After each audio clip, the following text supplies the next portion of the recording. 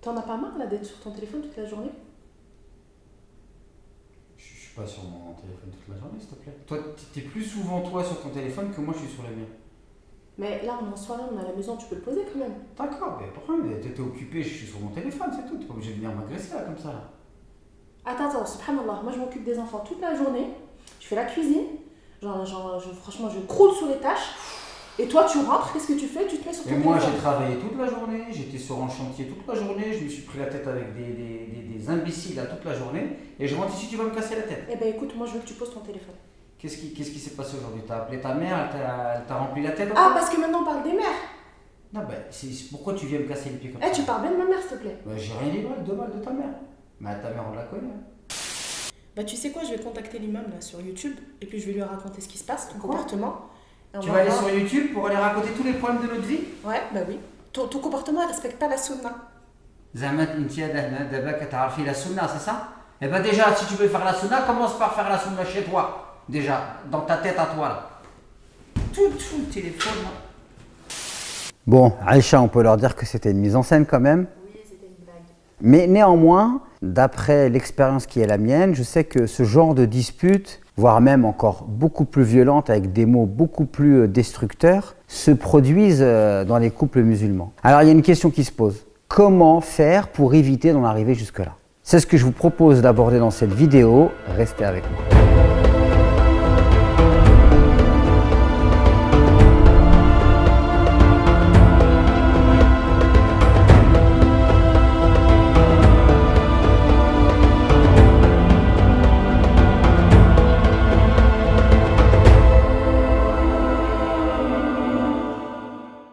Concrètement, qu'est-ce qu'on peut faire pour éviter de se retrouver dans ce genre de situation lorsqu'on vit en couple? La première chose, c'est qu'un couple a besoin d'apprendre à se synchroniser. Par exemple, là, lorsque l'homme rentre à la maison et qu'il est fatigué et qu'il trouve sa femme aussi qui peut-être a eu une longue journée, ils doivent apprendre à se synchroniser. Qu'est-ce que ça veut dire? Ça veut dire que l'homme, par exemple, va rentrer à la maison et va aller voir sa femme, il va l'embrasser, il va lui dire bonjour, il va lui dire écoute chérie, j'ai eu une dure journée, je suppose que toi aussi. Je te propose, je vais aller faire une douche, je vais faire ma prière, je vais boire mon café, puis après, je serai tout à toi pour pouvoir échanger, discuter, etc. Et à ce moment-là, la femme, si elle avait envie de se confier à son mari, parce que c'est normal, si toute la journée elle était restée à la maison avec les enfants et qu'elle avait envie de parler avec son mari, lorsqu'il rentre à la maison, elle a envie qu'il soit avec elle. Lorsque son mari lui donne des explications, du coup, elle aussi, elle peut tout à fait comprendre que le moment qu'elle veut partager avec lui, il va venir dans pas très longtemps. Et donc, du coup, ça évite la frustration. Ça peut être le cas aussi lorsqu'une femme travaille et qu'elle aussi, elle a une longue journée. Donc, c'est toujours important de se rappeler qu'on vit ensemble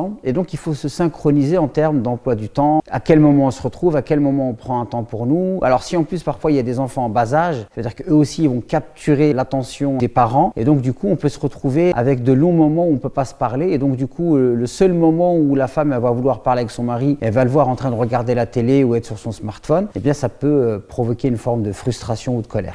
Ensuite, la deuxième chose, c'est ce qu'on appelle la CNV, la communication non violente. C'est-à-dire que très souvent, parfois, il y a des disputes qui éclatent dans les couples. Et la raison de la dispute, c'est qu'en fait, il y a un des membres du couple qui veut exprimer un besoin, mais sa manière d'exprimer son besoin, elle est maladroite. Au lieu de dire, par exemple, mon chéri, je t'ai pas vu de la journée, tu m'as manqué, j'aimerais passer un moment avec toi. Est-ce que tu peux délaisser ton smartphone pour qu'on puisse discuter ensemble? J'en ai besoin. Elle lui dit, tu es tout le temps sur ton smartphone. Donc du coup, forcément, quand vous agressez quelqu'un, qu'est-ce qui se passe en retour? Lui aussi, il va chercher à répondre. Et donc, finalement, il va vous renvoyer également une énergie qui est négative. Donc, la communication non violente, c'est extrêmement important. On apprend à exprimer ses besoins à l'autre sans l'agresser. La troisième chose, c'est d'apprendre à botter en touche. Le prophète, alayhi wassalam, il lui arrivait lui aussi d'être bousculé par ses épouses. Mais quand l'une de ses épouses venait le bousculer, il ne cédait pas à la provocation. Donc, ne pas répondre à la provocation, botter en touche, voire sortir de la pièce, voire même dire à la personne, à son conjoint ou à sa conjointe, bon, manifestement, tu as l'air d'être tendu un petit peu, je vais aller acheter du pain, et puis je reviens, et puis je te promets, je serai à toi, on pourra discuter. Tout simplement. Et ça, je peux vous garantir que ça permet de fermer la porte à de la tension au sein du couple et d'éviter des disputes qui très souvent nous amènent très très loin dans le mal et puis après on se blesse mutuellement et quelque part on fragilise notre couple. Dans la mise en scène qu'on a fait avec mon épouse, vous voyez bien que les parents ont été ramenés dans la dispute et dans la discussion et finalement ça devient une espèce de cercle vicieux où chacun va vouloir faire mal à l'autre avec ce qui lui est précieux. Et là en fait on fait des blessures qui peuvent être profondes, donc il faut surtout éviter ça et il faut fermer la porte à ces choses-là.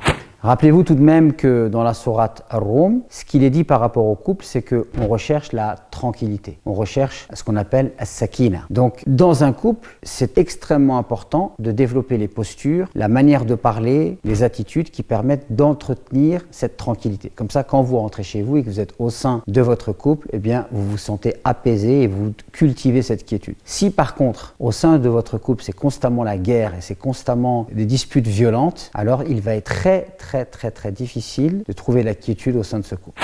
Alors, si vous aussi, vous avez des astuces pour bien gérer les tensions et les disputes au sein de votre couple, je vous invite à m'en faire part en commentaire. Je vous invite à partager cette vidéo, à la liker, à vous abonner à cette chaîne et à activer la petite cloche. Et je vous dis à très vite pour de nouvelles vidéos.